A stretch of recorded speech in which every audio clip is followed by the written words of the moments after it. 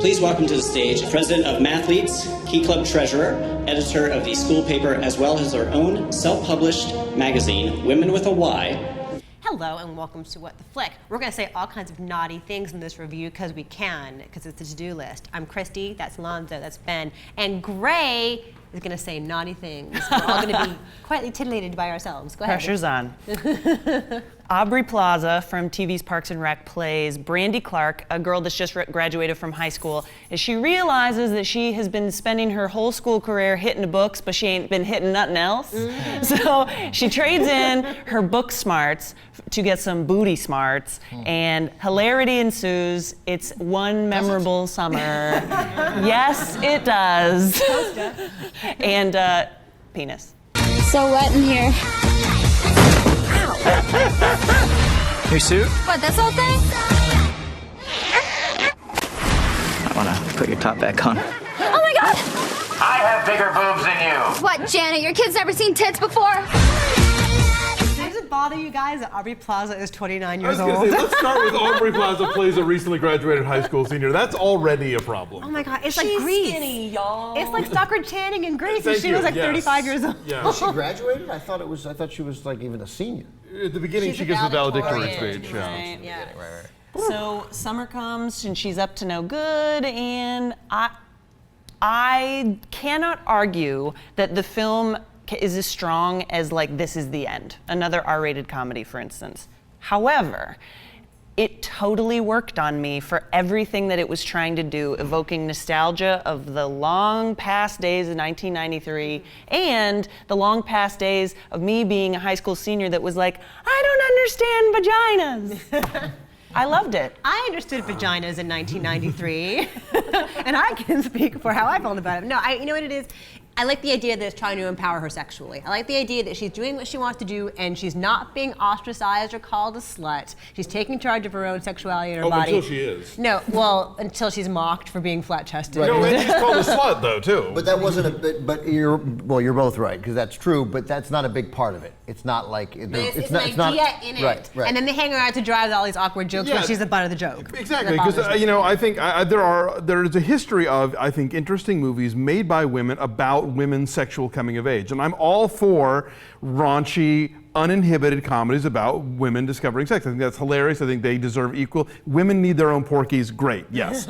This movie, however, yeah, they leave her out to dry. There's a comedy of awkwardness where you can, if you go past a certain line, it just becomes a comedy of, it becomes about humiliation, and it becomes about humiliation of the character and even the actress to a certain extent, and it just becomes uncomfortable to watch, and it feels like the filmmaker does not have enough control over what she's trying to do to realize what it is she's doing to her characters and to her star. Aubrey Plaza's in on the joke, and even though she is humiliated in the movie, like that's our lot, that's us. We were also humiliated, and she perseveres, and she gets eventually everything that she's looking for in the way of knowledge and some booty, and she's in on it. This is her whole thing. I disagree, and it's all in how it plays out. And I mean, for example, was it last year, For a Good Time Call? I thought was a really funny movie and really smart about a sort of inhibited woman discovering sexuality. And even though she has to do sort of embarrassing things on camera or things that would be considered sort of like very, very personal, obviously, I never felt bad for the actress. I never felt like she wasn't in on the story and she wasn't just playing this character and taking us to that place, you know, with vibrators or whatever it was. This movie, I felt bad for Aubrey Plaza. I felt like this is humiliating for her, and even if the director and Aubrey Plaza think that in the process of making this, they were doing this in an empowering kind of way, the results do not bear that out. I think you're, I agree with everything you said. I didn't quite understand what you said. Once again, it was above my pay scale. Yeah. But I know I agree with you. That's all that matters. Instinctively, I know I agree with you. It wasn't funny. And You think? Not funny. No, man. Are It's you just a robot? no. How is it not And funny? I mean, I couldn't. I mean, among my favorite working stars right now, she's in the top 5. Love I mean, her I on adore Parks her. and Rec. Love her. I love almost everybody in this movie. And in Safety Not Guaranteed. Yeah, she's so great. Safety Not Guaranteed. And so there were joke moments. We'd get there. We had da-da, da-da, da-da. Oh. Oh, that. Like, it just, there was, no, I mean, again and again and again, so I felt bad for her because the material didn't deliver in the end. It had all the makings of the most delicious pie you ever have, except they forgot the fruit. Was it a metaphor?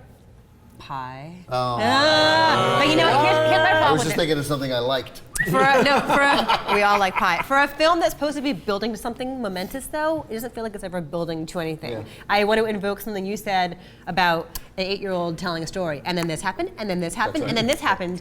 I can't recall what that movie was that you said that, but it was a good observation. And this is to feel like it's building in terms of tension, in terms of momentum toward what it should be a big moment in her life. I think that I am probably the one closest emotionally to the movie, which is why I'm reacting to it this way. But to me, I have fucked a lot of high school girls. So, I don't know.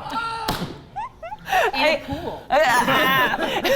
Well, I've lost my top a lot in pools, and I think that like it works on the levels that it's supposed to work at. And I bought the ending. I didn't think that it was a huge climactic ending, but neither is life. I don't even and remember the ending. I got it, and I got one guy and not the other. just like life. I don't know. I thought the '90s stuff seemed laid on with a trowel. The song choices were so obvious, very lazy. Did anybody in 1993 say the sentence, "I got it on VHS"? As opposed to what? Right. I got it on Laserdisc, which only super nerds owned. I mean, like everybody had fucking VHS. It was the standard. You never said, "I got it on VHS."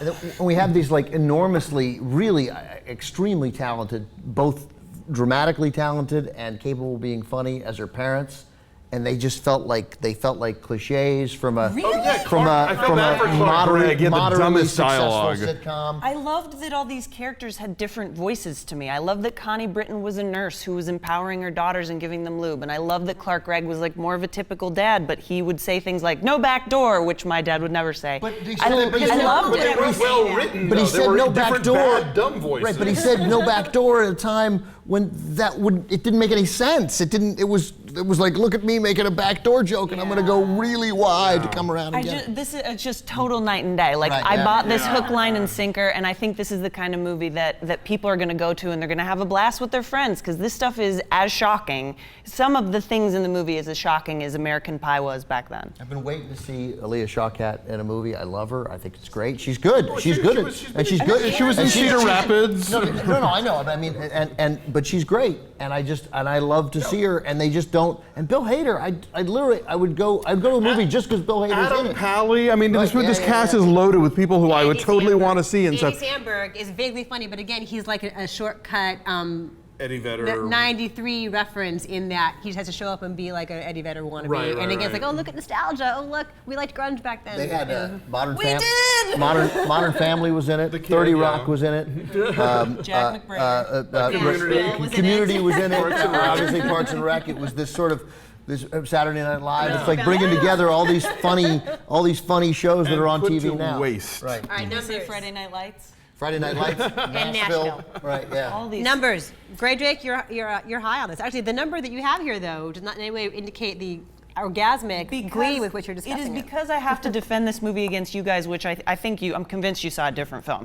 I'm at a 7.5 because again, compared to other No, you're not. You're 7.8. Sorry, because thank you. make us redo the Because math. compared to other R-rated comedies, not as strong. Like I could not say best R-rated comedy of the last 2 years. However, I will defend it as saying it's a good time at the movies.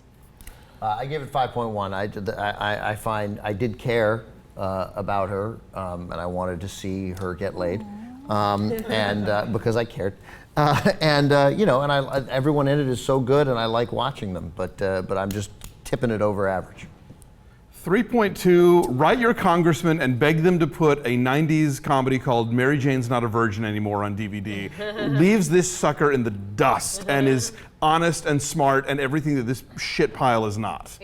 Boo! I would say 5.1 because I like the idea of it and I like a lot of individual moments, No, you said 4.8. 4.8. I said.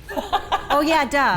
Why can't I do math or read? I can't do anything now. I'm 4.8. You're 5.1. Anyway, our average is 5.2. Your day as in charge of the paper is not going well.